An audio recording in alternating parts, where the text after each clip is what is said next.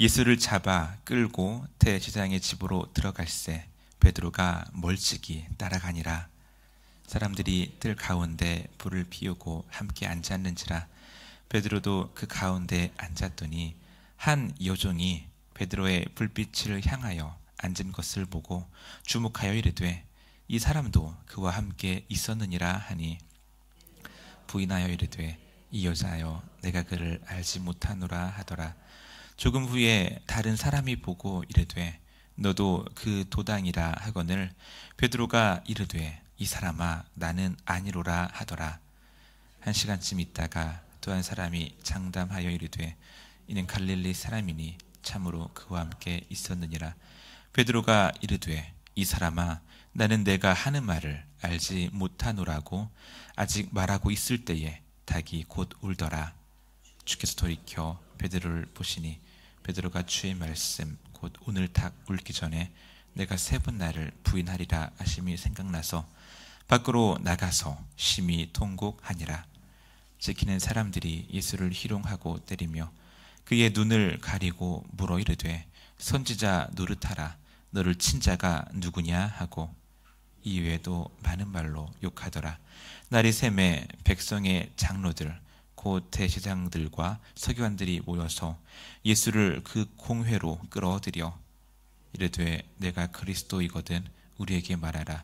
대답하시되 내가 말할지라도 너희가 믿지 아니할 것이요 내가 물어도 너희가 대답하지 아니할 것이니라. 그러나 이제부터는 인자가 하나님의 권능의 우편에 앉아 있으리라 하시니 다 이르되 그러면 내가 하나님의 아들이냐? 대답하시되 너희들이 내가 그라고 말하고 있느니라.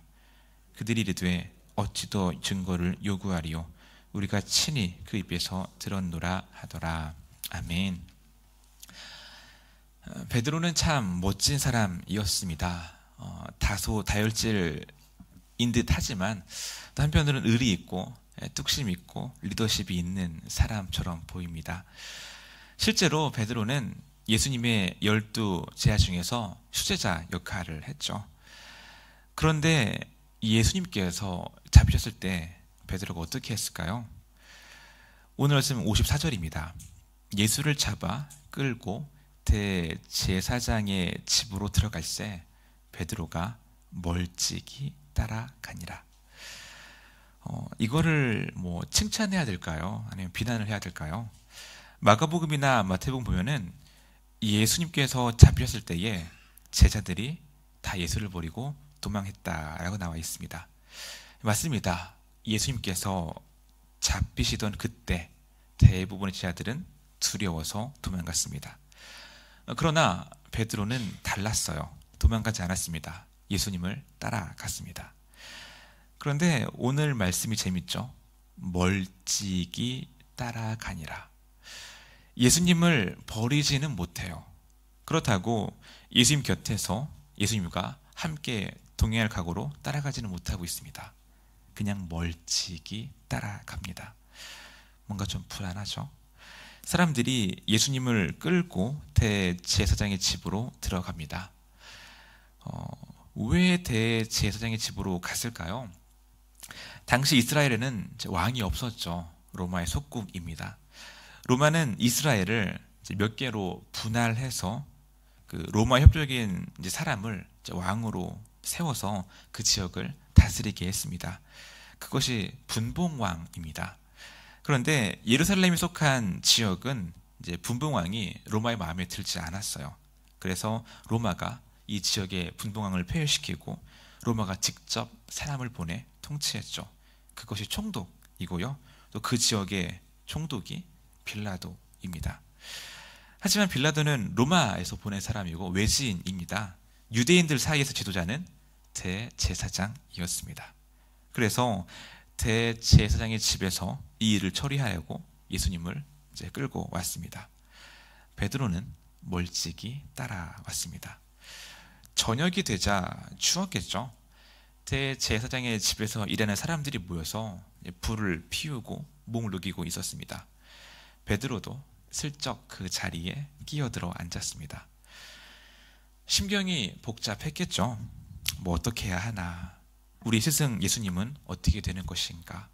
아주 복잡한 심정으로 앉아 있었을 겁니다. 그때에 한 여종이 예수님을 보고 묻습니다. 56절입니다. 한 여종이 베드로의 불빛을 향하여 앉은 것을 보고 주목하여 이르되 이 사람도 그와 함께 있었느니라 하니, 이 사람, 오늘 잡혀온 그 예수라는 사람과 너도 같이 있던 사람 아니냐라고 묻습니다. 이 말을 하자 베드로가 어떻게 합니까? 우리가 아는 바와 같이 베드로가 예수님을 알지 못한다고 부인합니다. 예수님께 이 질문을 한 사람은 여종입니다. 하녀예요. 군인이나 대제사장과 관련된 사람, 어떤 고위 사람이 아니라 거기서 일하는 여종입니다. 이 여종이 베드로를 위협하려는 의도로 말한 것도 아니에요. 그런데 베드로는 겁에 질린 나머지 너무 안타깝게도 예수님 모른다고 부인합니다. 한 번이 아니죠. 잠시 시간이 지났습니다. 이번에는 다른 사람이 묻습니다. 당신도 그 예수라는 자와 같은 당이 아닙니까? 한 패가 아닙니까? 그러자 베드로가 또 예수님을 모른다고 부인합니다. 그리고 세 번째 같은 일이 일어납니다. 59절입니다. 한 시간쯤 있다가 또 한 사람이 장담하여 이르되 이는 갈릴리 사람이니 참으로 그와 함께 있었느니라. 한 시간쯤 있다가 또 한 사람이 묻습니다. 한 시간쯤 지났습니다. 사람이 당황하면 순간적으로 거짓말을 하기도 합니다. 그럴 때 있지 않습니까? 갑자기 당황해서 말이 헛나오거나 실수하는 경우가 있죠. 그럴 때는 아차, 실수했다 싶죠. 그리고는 잠시 뒤면은 정신을 차리죠. 그런데 베드로가 뭐라고 합니까? 60절에 베드로가 이르되 이 사람아 나는 내가 하는 말을 알지 못하노라. 한 시간이 지났습니다. 이제는 말 실수라고 볼 수도 없어요. 이제는 아예 대놓고 예수님을 모른다고 부인합니다. 바로 그때에 닭이 울죠. 60절 베드로가 이르되 이 사람아 나는 내가 하는 말을 알지 못하노라고 아직 말하고 있을 때에 닭이 곧 울더라. 그리고 나서 누가복음에만 기록된 한 구절이 나옵니다. 61절입니다. 주께서 돌이켜 베드로를 보시니. 새 번역으로도 읽어볼까요? 주님께서 돌아서서 베드로를 똑바로 보셨다. 조금 의아한 장면이죠. 아니 예수님께서는 관저에서 신문을 받으셨을 테고 베드로는 좀 떨어져 있는 바깥 뜰에 있는 것 같은데 어떻게 예수님께서 베드로를 보셨을까요? 아마도 영적으로 혹은 베드로의 찔림을 그렇게 표현한 것으로 볼 수도 있습니다. 그러나 정말 예수님께서 베드로가 부인하는 그 순간 베드로를 보셨을 수도 있습니다. 당시는 대제사장이 2명이었어요. 누가복음 3장 2절 보면은 안나스와 가야바가 대제사장으로 있을 때에 라고 되어 있습니다. 원래는 대제사장이 1명만 있어야 돼요. 그런데 좀 복잡한 사정으로 그때는 2명이었습니다. 그리고 이 둘은 장인과 사위 사이입니다. 먼저는 예수님을 대제사장 안나스에게로 보냅니다. 그리고 나서 안나스가 예수님을 자신의 사위인 가야바 대제사장에게로 보냅니다. 요한복음 18장 24절입니다. 안나스가 예수를 결박한 그대로 대제사장 가야바에게 보내니라. 예수님께서 신문을 받으시고 또 결박당한 채로 장소를 이동해서 이어서 신문을 받으셨습니다. 바로 그때 어쩌면 베드로가 불을 쬐고 있던 때를 지나셨을 수도 있죠. 그리고 베드로가 예수님을 부인하던 바로 그때 주님께서 가시던 길을 멈추고 돌아서서 베드로를 똑바로 보셨을 수도 있습니다. 뭐 성경에서 명확하게 나와 있지 않아서 알 수 없지만 분명한 것은 주께서 돌이켜 베드로를 보시니라고 기록되어 있습니다. 예수님과 베드로의 눈이 마주칩니다. 베드로의 심정이 어땠을까요? 스스로에게 너무나도 실망스러웠겠죠. 그리고 예수님께 대한 죄송한 마음, 미안한 마음이 있었겠죠. 그리고 비참했겠죠. 이 베드로는 밖으로 나가서 심히 통곡합니다. 더 안타까운 것은 이미 예수님께서 예견하신 일이죠. 베드로야, 오늘 닭 울기 전에 내가 세 번 나를 모른다 부인하리라. 그 말씀이 이루어졌습니다. 이렇듯 예수님께서는 우리가 얼마나 연약한지를 이미 알고 계십니다. 그러나 우리의 연약함을 아시기에 동시에 솔루션도 함께 주셨습니다. 누가복음 22장 46절입니다. 이르시되 어찌하여 자느냐, 시험에 들지 않게 일어나 기도하라 하시니라. 예수님께서는 우리가 얼마나 연약한지를 아십니다. 그래서 우리에게 말씀하시죠. 나 너희들 연약한 거 안다. 그러니까 시험에 들지 않도록 기도해라. 그리고 예수님께서도 기도하셨습니다. 겟세마네에서 치열하게 기도하셨죠. 그리고 담담하게 고난의 길로 걸어가셨습니다. 예수님께서는 대제사장의 집에서 치욕과 고통을 당하시죠.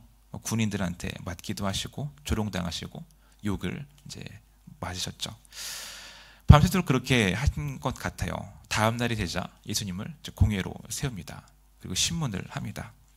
하지만 예수님께서는 그 길을 묵묵히 걸어가십니다. 예수님께서는 기도하시고 그 길을 걸어가셨습니다. 그리고 우리를 위해서도 기도하고 계십니다.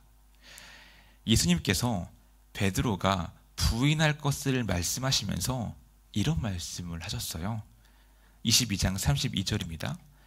그러나 내가 너를 위하여 내 믿음이 떨어지지 않기를 기도하였노니 너는 돌이킨 후에 내 형제를 굳게 하라. 돌이킨 후에, 내가 다시 돌아올 때에는 이라는 말이에요. 돌이킨 후에 내 형제를 굳게 하라. 예수님께서는 미리 아셨습니다. 베드로가 배신할 것을요. 베드로가 넘어질 거라는 것을 아셨습니다.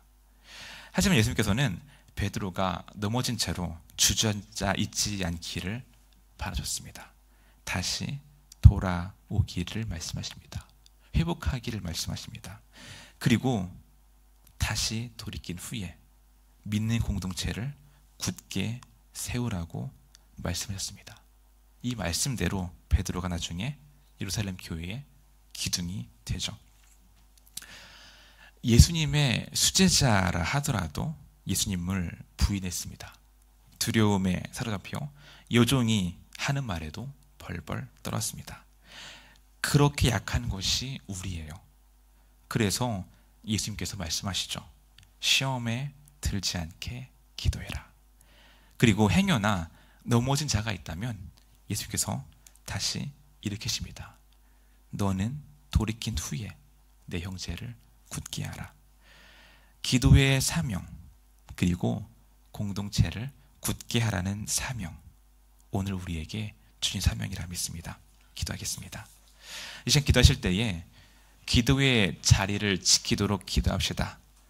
어제부터 시작된 집회 가운데 기도의 능력이 나타나게 해달라고 기도하기 원합니다. 더불어 내 형제를 굳게 하라는 주의 말씀을 힘입어 우리 교회가 이 시간 동안 더욱더 굳건하게 서게 해달라고 함께 시간 기도하기 원합니다. 기도하겠습니다.